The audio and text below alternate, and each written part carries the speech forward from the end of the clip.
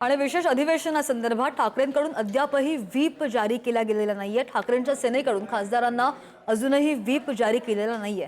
खासदारांना लवकरच व्हीप काढला जाणार असं सुद्धा संजय राऊतांचं म्हणणं आहे। ठाकरेंनी अद्यापर्यंत व्हीप न बजावल्यानं चर्चांना बरंच उधाण आलंय। व्हीप बजावलाय खासदारांना सर्व? नक्की बजावणार। व्हीप बजावण्यासारखाच हा प्रसंग आहे ना। प्रत्येक पक्ष जर सत्ताधारी पक्ष व्हीप बजावत असेल तर विरोधी पक्षाच्या अनेक पक्षांना हा व्हीप बजावून आपल्या खासदारांना उपस्थित ठेवण्याची जबाबदारी स्वीकारावी लागेल। आणि महिला आरक्षण विधेयक मतदानाला तृणमूलचे खासदार उपस्थित राहणार असल्याची माहिती समोर येते।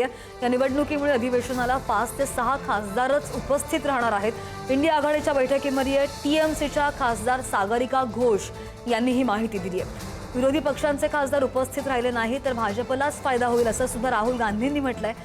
तृणमूल काँग्रेसच्या भूमिकेवर राहुल गांधी नाराज असल्याची माहिती आहे। उद्धव ठाकरेंनी ममतांची चर्चा केल्याची ही माहिती आहे। उद्धव ठाकरेंच्या मध्यस्थीला यश येणार का याकडे लक्ष असेल।